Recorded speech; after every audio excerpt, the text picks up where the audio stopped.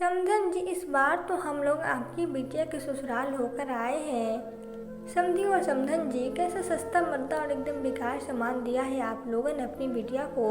मुझे तो कुछ समझ में नहीं आता, एक भी सामान ढंग का नहीं है। साड़ियाँ तो ऐसी दी है कि जैसे सेल से उठा ली गई हो। अपनी इज्जत का ख्याल ना रखा होता तो कम से कम हमारी इज्जत का तो सोचते। गोदावरी कमर पे हाथ रखे खड़ी हुई तरुणा विनय से कह रही थी और सुकन्या आंखों में आंसू लिए चुपचाप पर्दे के पीछे खड़ी सुन रही थी। उसकी तो हिम्मत ही नहीं थी कि सास की मर्जी के बगैर ड्राइंग रूम में कदम रख दे और वही खड़ी खड़ी अपनी मम्मी पापा का अपमान होते देख रही थी। अभी सुकन्या की शादी को बहुत कम ही समय व्यतीत हुआ था और हर बार यही होता। जब उसकी मम्मी पापा उससे मिलने आते तो इसी तरह से बेईमान से उसका सम्मान होता। समधन जी, हमने तो अपनी बिटिया को सब कुछ अच्छे से अच्छा देने का प्रयास किया। आप नहीं समझ में आ रहा तो इसमें मैं कुछ नहीं कर सकता। बिना हाथ जोड़ के विनम्रता पूर्वक बोले, मतलब आप मेरी मानसिकता पे शक कर रही हैं। एक बात ध्यान रखिएगा, आप लोग बेटी वाले हैं, हमेशा आवाज़ नीचे रखिएगा वरना अंजाम अच्छा नहीं होगा। गोदावरी एकदम से कड़क कर बोली।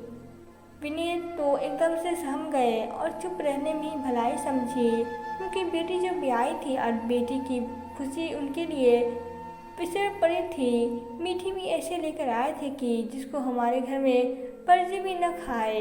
एक हमने अपनी बेटी कितनी शान शौकत से ब्याही थी, उसके ससुराल वाले आज भी वाह वाह करते हैं। ऊपर से लेकर नीचे तक गहनों से लाद दिया था और मीठा तो उसके ससुराल शहर की सबसे अच्छी दुकान का महंगे से महंगे लेकर जाते हैं। गोदावरी के चेहरे पर अभिमान झलकने लगा। आइंदा से जो भी सामान दीजिएगा अपनी हैसियत से नहीं, हमारी हैसियत से देख कर दीजिएगा। सुकन्या पर्दे की ओर में ही खड़ी खड़ी अभी भी सब कुछ सुन रही थी। वो क्या कर सकती थी जब तक सास उसको कंगूरू की बेटी की उपाधि से नवाज देती थी। बस पति रमन का प्यार उसको सब कुछ सहन करवा देता था। अच्छा समधन जी, सुकन्या है कहाँ? उसको तो बुला दीजिए, हम लोग उससे मिलने ले। इतने उतावले क्यों हो रहे हैं? आ जाएगी आपकी बिटिया बहू। तुम्हारे मम्मी पापा आए हैं, मिल लो आकर। सुकन्या तो उनके बुलाने का इंतजार ही कर रही थी। मम्मी कहकर सुकन्या तरुणा के गले लग गई।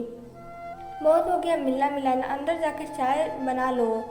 बस इतनी ही देर गोदावरी सुकन्या को उसके मम्मी पापा से मिलने देती थी।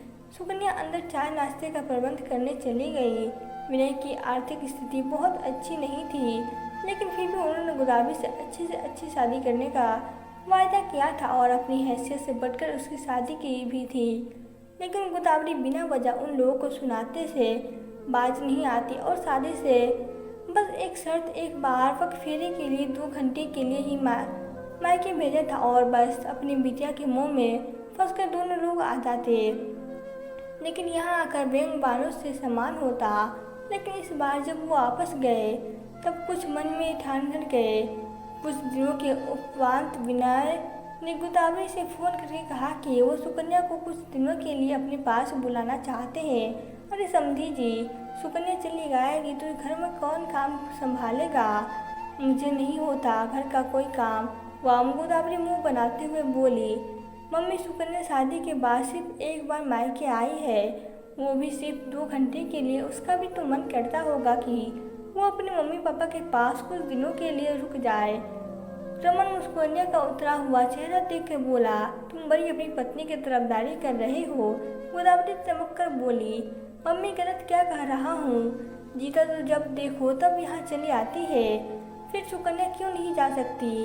रमन की जिद देखकर गोदावरी सुकन्या को भेजने को किसी तरह तैयार हो गई और उसके मम्मी पापा को बुलाने के लिए आ गई। देखिए भाई साहब, इस बार जो भी सामान दीजिएगा सब महंगा और अच्छा होना चाहिए, बता देती हूँ मैं अभी से। गोदावरी चिनचिनाते हुए बोली। समधन जी, एक बात बताऊँ मैं आपको, इस बार मैं आपकी बिटिया के ससुराल होकर आया हूँ। मैंने सोचा जब आप अपनी बिटिया को इतना सब कुछ अच्छे से अच्छा देने का बयान करती है तो जरा उससे भी मालूम कर ले, तो मैं भी वैसा ही सब कुछ देने का प्रयास करूँगा। और सच में कुछ और ही पता चल गई। अब तो मैं आपके मुंह में बताऊँ कि आपको खुद सब कुछ मालूम है। जैसे इस बार गोदावरी ने अपना मुंह खोला तुरंत विनय बोले। अब तो गोदावरी का चेहरा एकदम से फर्क पड़ गया, क्योंकि उन्होंने अपनी बिटिया की शादी मात्र 5 कपड़ों में की थी, क्योंकि लड़के वालों को उनकी बिटिया बहुत पसंद आ गई थी और गोदावरी ने इस बात का फायदा उठाया और 5 कपड़ों में अपनी बेटी की ब्याह दी। गहनों की तो बात ही छोड़ दीजिए, दान दहेज के नाम पर भी उन लोगों ने कुछ भी नहीं लिया था और जब कभी गोदावरी उसके ससुराल जाती तो हमेशा खाली हाथ ही जाती ही। अब तो गोदावरी घबरा गई, क्योंकि उसे बिल्कुल उम्मीद भी नहीं थी कि विनय और तरुणा उसके बेटे ससुराल पहुंच जाएंगे। समधन जी, आपने सुना तो होगा ही, 100 सुनार की और 1 लोहार की, बस इससे ज़्यादा हम कुछ भी नहीं कहना चाहते। मैंने इस बार स्वाभिमान से भड़क कर बोले, और आप समझ तो गए ही होंगे कि उस दिन के बाद से क्या होगा। सही समझे आप लोग। गोदावरी के तर्कस के व्यंग्यवान हमेशा हमेशा के लिए निकलने समाप्त ही हो गए। तो दोस्तों, आपको यह कहानी कैसी लगी? अगर कहानी अच्छी लगी हो तो वीडियो को लाइक करें और प्लीज़ चैनल को सब्सक्राइब करें। Thank you.